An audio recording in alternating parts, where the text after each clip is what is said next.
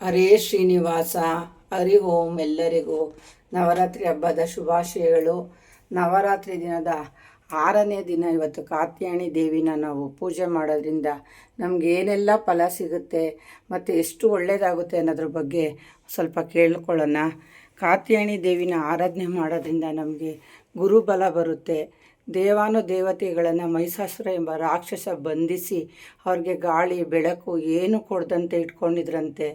ಆಗ ದೇವತೆಗಳೆಲ್ಲರೂ ಬಂದು ಕಾತ್ಯಾಯನಿ ಅಮ್ಮನ ಮೊರೆ ಹೋಗಿ ತಮ್ಮ ಕಷ್ಟನ ಹೇಳ್ಕೊಂಡಾಗ ಕಾತ್ಯಾಯನಿ ತಾಯಿ ದುರ್ಗೆ ಕಾತ್ಯಾಯನಿಯಾಗಿ ಅವತಾರ ತಾಳಿ ದುರ್ಗೆ ಮಾತೆ ಮಹಿಷಾಸುರನ ಸಂಹಾರ ಮಾಡಿ ದೇವರುಗಳಿಗೆಲ್ಲ ತುಂಬ ಅನುಕೂಲ ಮಾಡಿಕೊಟ್ರಂತೆ. ಅಂಥ ದೇವರುಗಳಿಗೂ ಗುರುಬಲ ಇಲ್ಲ ಅಂದರೆ ಒಬ್ಬ ಸಾಮಾನ್ಯ ರಾಕ್ಷಸನಿಂದ ತೊಂದರೆ ಆಗುತ್ತೆ. ಹಂಗಾಗಿ ನಾವು ಮನುಷ್ಯರಾಗಿ ನಮಗೆ ಗುರುಬಲ ಇಲ್ಲದೆ ಇದ್ದಾಗ ನಾವು ದೇವ್ರನ್ನ ಆರಾಧನೆ ಮಾಡೋದ್ರಿಂದ ಏನೂ ತಪ್ಪಿಲ್ಲ. ನಮ್ಮ ಕಷ್ಟ ಎಲ್ಲ ದೇವ್ರ ಹತ್ರ ಹೇಳ್ಕೊಳ್ಳೋಣ. ತಾಯಿಯ ಆರಾಧನೆ ಮಾಡೋದ್ರಿಂದ ನಮಗೆ ಗುರುಬಲ ಬರುತ್ತೆ. ಗುರುಬಲದಲ್ಲಿ ಗ್ರಹದಲ್ಲಿ ಯಾರಿಗೆ ದೋಷ ಇರುತ್ತೆ, ಇಲ್ಲ ನಮಗೆ ಈ ವರ್ಷ ಎಲ್ಲ ಗುರುಬಲನೇ ಇಲ್ಲ, ಗುರುಬಲ ಇದ್ದರೂ ನಮಗೇನೂ ಕೆಲಸನೇ ಆಗ್ತಾಯಿಲ್ಲ ಅನ್ನೋರು ದಯವಿಟ್ಟು ಇವತ್ತು ಕಾತ್ಯಾಯನಿ ತಾಯಿನ ಮನಸಾ ಇಚ್ಛೆ ನೀವು ಆರಾಧನೆ ಮಾಡಿ. ಏನಕ್ಕೆ ಅಂದರೆ ಮದುವೆ ಆಗದೆ ಇರೋ ಮಕ್ಕಳಿಗೆ ಅವ್ರು ಏನು ಇಷ್ಟಪಡೋ ಹುಡುಗಿ ಸಿಗ್ತಾಳೆ, ಇಷ್ಟಪಡೋ ಹುಡುಗ ಸಿಗ್ತಾನೆ.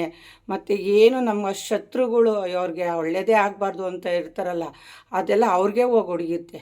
ಅವ್ರು ಏನು ಶಾಪ ಹಾಕೋದು ಶತ್ರುಗಳು ಅವ್ರಿಗೆ ತಟ್ಟುತ್ತೆ.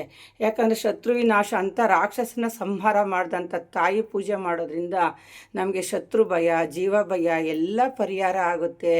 ಗುರುಬಲ ಬರೋದ್ರಿಂದ ನಮಗೆ ಎಲ್ಲ ದಾರಿ ಬಿಟ್ಕೊಡ್ತಾಳೆ ಅಮ್ಮ. ಮನೇಲಿ ನೀವು ತುಪ್ಪದ ದೀಪ ಹಚ್ಚಿ ನಮ್ಮ ಕೆಟ್ಟ ದೃಷ್ಟಿಗಳು, ನಮ್ಮ ಮನೇಲಿರೋಂಥ ಕೆಟ್ಟ ದೃಷ್ಟಿ ಆಚ್ಕೋಗ್ಲಪ್ಪ, ನಮಗೆ ಒಳ್ಳೆ ಕಾಲ ಬರಲಿ ಅಂತ ಕೇಳ್ಕೊಳ್ಳೋದ್ರಿಂದ ತಾಯಿ ಗುರುಬಲ ಪ್ರಾಪ್ತಿ ಮಾಡ್ತಾಳೆ. ಮತ್ತು ತಾಯಿಗೆ ತುಂಬ ಇಷ್ಟವಾದ ಬಣ್ಣ ಬೂದು ಬಣ್ಣ. ಮತ್ತು ಹೂವು ಬಂದು ಚೆಂಡು ಹೂವು ನಾವು ದೇವರಿಗೆ ಪೂಜೆಗೆ ಇಡದೇ ಇರೋದ್ರಿಂದ ಅರ್ಶಿನ ಕಲರು, ಕೆಂಪು ಕಲರು ಎಲ್ಲ ಹೂಗಳಿಂದನೂ ತಾಯಿನ ಪೂಜೆ ಮಾಡ್ಬೋದು. ನೈವೇದ್ಯ ಅಂತ ಬಂದಾಗ ನಾವು ಜೇನುತುಪ್ಪನ ಅಮ್ಮ ತುಂಬ ಇಷ್ಟಪಡ್ತಾರಂತೆ. ಜೇನುತುಪ್ಪನ ಎಲೆ ಅಡಿಕೆ ಜೊತೆ ಹಾಕ್ಕೊಂಡು ಮಹಿಷಾಸುರನ ಸಂಹಾರ ಮಾಡಿದ್ರು ಅಂತ ಪುರಾಣದಲ್ಲಿ ಇದೆಯಂತೆ. ಹಾಗಾಗಿ ಜೇನುತುಪ್ಪನ ನೈವೇದ್ಯಕ್ಕಿಡಿ, ಇಲ್ಲ ಈರುಳ್ಳಿ ಹಾಕ್ದಂಗೆ ಒಂದು ಚಿತ್ರಾನ್ನ ಮಾಡಿಡಿ ಅಮ್ಮನಿಗೆ. ಮತ್ತು ತುಂಬ ಪ್ರೀತಿಯಾಗಿರೋ ಸ್ತೋತ್ರ ಕನಕದಾರ ಸ್ತೋತ್ರ ಹೇಳ್ಬೋದು, ಇಲ್ಲ ಹೇಳಲಿಲ್ಲ ಅಂದರೆ ಕೇಳೋದ್ರಿಂದ ಸಕಲ ಭಾಗ್ಯ ಪ್ರಾಪ್ತಿರಸ್ತು ಆಗುತ್ತೆ. ಮತ್ತು ದಿನನಿತ್ಯ ಲಲಿತ ಸಹಸ್ರನಾಮ ಆಗ್ಬೋದು, ವಿಷ್ಣು ಒಂದು ಲಕ್ಷ್ಮೀ ಅಷ್ಟೋತ್ತರ ಹೇಳ್ಕೊಳ್ಳಿ ಮನೇಲಿ. ಮತ್ತು ಕಾತ್ಯಾಯನಿ ತಾಯಿನ ಆರಾಧನೆ ಮಾಡಿ ನಿಮ್ಮ ಕಷ್ಟಗಳೆಲ್ಲ ಹೋಗಲಾಡಿಸಿ. ನಿಮ್ಗೆ ಯಾರಿಗೆ ಗುರುಬಲ ಇಲ್ಲ, ಅಯ್ಯೋ ನಮ್ಗೆ ಗುರುಬಲ ಇಲ್ಲ ಅಂತ ಕೊರಗದೆ ಬೇಡ. ತಾಯಿ ಆರಾಧನೆ ಮಾಡೋದ್ರಿಂದ ನಮಗೆ ಎಷ್ಟೋ ಕಡಿಮೆ ಆಗ್ಬೋದಲ್ವಾ. ಆಮೇಲೆ ತಾಯಿಯ ಒಂದು ಸ್ತೋತ್ರ ಇದೆ, ಓಂ ಹೀಂ ಶ್ರೀಂ ಕಾತ್ಯಾಯನಿ ದುರ್ಗಾಯೇ ನಮಃ. ಇದನ್ನು 108 ಬಾರಿ ನೀವು ಮನೇಲಿ ಹೇಳ್ಕೊಳ್ಳಿ. ನಿಮ್ಮ ಕಷ್ಟ ಎಲ್ಲ ಬಗೆಹರಿಸ್ಕೊಳ್ಳಿ. ಯಾಕೆ ಅಂದರೆ ದೇವರ ಆರಾಧನೆ ಮಾಡೋದ್ರಿಂದ ಏನೂ ತಪ್ಪಿಲ್ಲ. ನಾನು ಮಾತಾಡೋದ್ರಲ್ಲಿ ಏನಾರ ತಪ್ಪಿದರೆ ಕ್ಷಮಿಸಿ. ನಾನು ಏನೂ ತಿಳಿದಿಲ್ಲ, ನಾವು 10 ಜನ ಹೇಳೋದನ್ನ ತಿಳ್ಕೊಂಡು ನಾವು ಮನೇಲಿ ಒಂದು ಪೂಜೆ ಮಾಡಿ ನಾವು ಫಲ ತಗೋತಾ ಇದ್ದೀವಿ.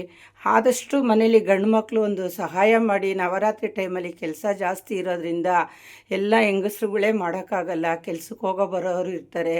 ಹಂಗಾಗಿ 2 ಕೈ ಸೇರಿದ್ರೇ ಒಂದು ಕಾರ್ಯ ಆಗೋದು.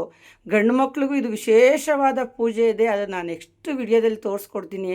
ಆ ಪೂಜೆ ಮಾಡಿಬಿಟ್ರೆ ತುಂಬ ಒಳ್ಳೆಯದಾಗುತ್ತೆ. ಹೆಣ್ಮಕ್ಳೇ ದೇವ್ರು ಮಾಡಬೇಕು ಅಂತ ಏನಿಲ್ಲ.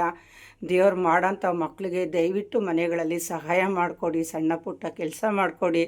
ತಾಯಿ ಕೃಪೆಗೆ ಪಾತ್ರರಾಗಿ ಅಂತ ಕೇಳ್ಕೊತಾ ನಾನು 2 ಮಾತನ್ನು ಮುಗಿಸ್ತಾ ಇದ್ದೀನಿ. ಹರಿ ಓಂ.